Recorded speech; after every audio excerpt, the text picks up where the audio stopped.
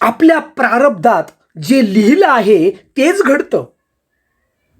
आपण सर्व काही बदलू शकतो, परंतु आपलं नशीब आणि प्रारब्धात लिहिलेल्या गोष्टी कधीच बदलू शकत नाही. काही गोष्टी आपल्याला नशिबानं मिळतात.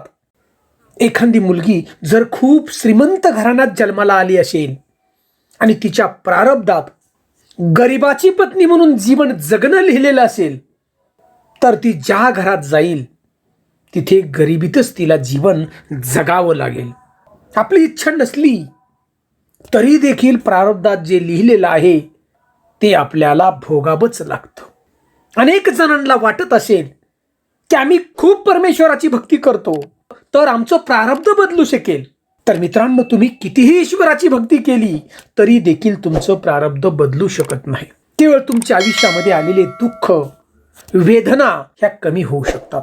लक्षात घ्या, देवी देवतांना देखील सुद्धा आपलं प्रारब्ध बदलता आलं नाही. आपण कोण आहोत? सामान्य माणसं आहोत.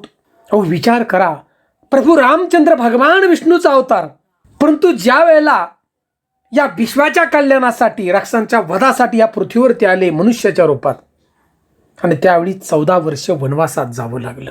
देव असून सुद्धा देखील, म्हणजेच त्यांचं प्रारब्ध जे आहे, त्यांच्या ज्या नशिबात लिहिलंय त्यांना सुद्धा चुकलं नाही बघा कधी. भगवान श्रीकृष्ण स्वतः भगवंत असून देखील त्यांचा जन्म बंदीखान्यात झाला होता.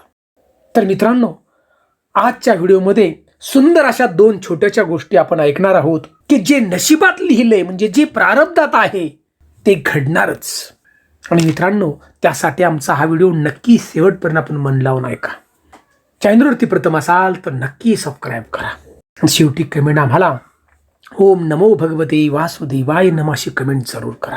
तर मित्रांनो, आपला जन्म, लग्न आणि मृत्यू जिथे लिहिलेला असेल तिथेच होतो, आणि त्या ठिकाणी आपलं प्रारब्ध आपल्याला ओढून घेऊन जातं. आणि या 3 अशा गोष्टी आहेत की ज्या केवळ प्रारब्धानुसारच होतात. तर मित्रांनो, सुंदर अशी पहिली कथा आपण जाणणार आहोत, ऐकणार आहोत. लंकेचा राजा रावण हा एवढी भगवान शिवशंकराची भक्ती की भगवान शिवशंकर प्रसन्न होते. या रावणाला एवढी भक्ती, हुशार पंडित होता, ज्ञानी होता, लंकेचा राजा, सोन्याची लंका. आणि ज्या वेळेला रावणाला मुलगी झाली त्यावेळेला रावणानं ब्रह्मदेवाला विचारलं होतं, प्रत्यक्षात ब्रह्मदेवाला, की माझ्या मुलीचा विवाह कुठं होईल. आणि त्यावेळी ब्रह्मदेवानं स्मित हास्य केलं आणि रावणाला त्या ठिकाणी सांगितला की हे दशानन, तुझ्या मुलीचा जो विवाह आहे झाडू मारणाऱ्या मुलाबरोबर होईल. आता हे ऐकल्यानंतर रावण तळपयाची आग मस्तकाला गेली रावणाची. आणि रावणानं ब्रह्मदेवाला सांगितलं की तुमचं हे भविष्य खोटं ठरल. माझ्या मुलीचं लग्न मी एका राजाबरोबर करेल.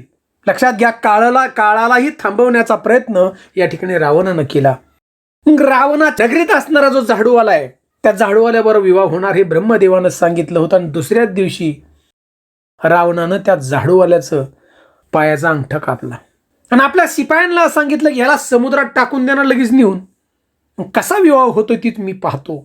आता रावण आहे लंकेचा राजा, राजाचा आदेश सैनिकांनी पाळला आणि त्या झाडूवाल्याला समुद्रात टाकून दिला. परंतु देवतारी त्याला कोण मारी. हा जो मुलगा आहे तो वाहत वाहत एका झाडाच्या वंडक्याला त्यानं पकडलं आणि वाहत वाहत एका बेटावरती जाऊन पोचला.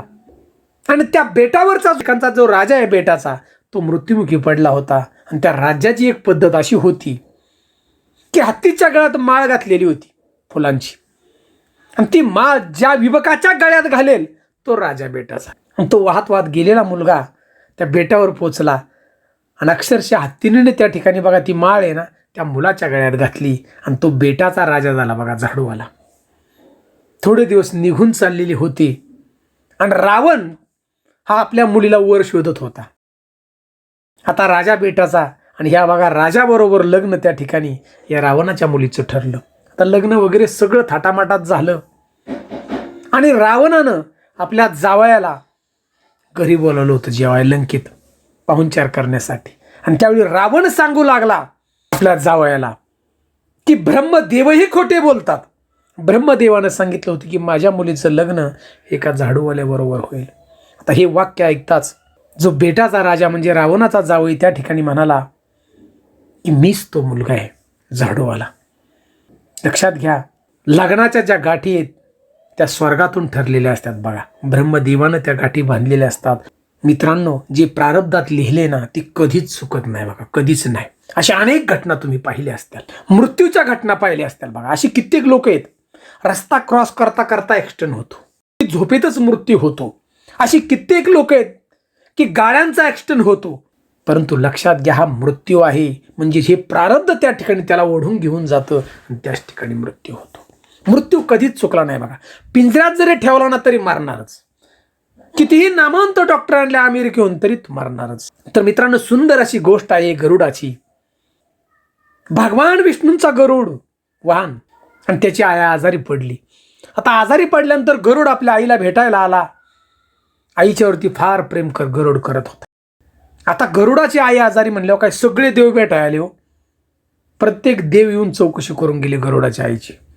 आणि त्या ठिकाणी यमराजा सुद्धा आला आणि गरुडाच्या आईची भेट घेतली, सगळी चौकशी केली. परंतु जाताना यमराजा हसला आणि गरुडानं आपल्या आईला विचारलं की सगळे देव आले, विचारून गेले, गाठभेटी झाल्या, म्हणजे कसं काय, बरी तब्येत आहे का? परंतु आई, यमराजा का बरं हसला? त्यावेळी गरुडाच्या आईनं सांगितलं की बाळा, माझा मृत्यू जवळ आलेला आहे, त्यामुळं यमराजा हसला. शेवट लक्षात घ्या, प्रेम आहे आईचं. आपल्या आईचा मृत्यू होऊ नये मग गरुडानं जागा बदलली. हिमालयाच्या उंच अशा टोकावरती एका गुफेमध्ये गरुड घेऊन गेला आपल्या आई, की त्या ठिकाणी कुणीच जाऊ शकत नाही. असं हे उंच अंतरा हिमालयाचा अशा टोकावरती घेऊन गेला. परंतु गरुड ज्या ठिकाणी आपल्या आईला घेऊन गेला त्याच्या आधी त्या ठिकाणी यमराजा हजर होता आणि यमराजाची दूत स्वतः होती. आणि गरुडाच्या आईचा आत्मा त्या ठिकाणी ही यमराजाची दूत घेऊन चालली. त्यावेळी गरुडाने विचारलं यमराजाला की तुम्हाला मी माहीत कसं पडलं की मी या ठिकाणी? त्यावेळी यमराजानं सांगितलं, हे गरुडा, मला सुद्धा प्रश्न पडला होता की तुझ्या आईचा मृत्यू हा हिमालयाच्या टोकावरती होणार होता, परंतु तुझी आई हिमालयाच्या टोकावर कशी येईल हा मला सुद्धा प्रश्न होता. परंतु हे विधीचं विधान आहे. तुला बुद्धी देणारी ती देवता आहे, ते नशीब आहे.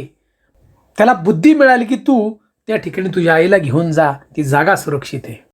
म्हणून लक्षात घ्या, मृत्यू हा कधीही चुकत नाही बघा. प्रत्येक गोष्ट ही निमित्त असतं.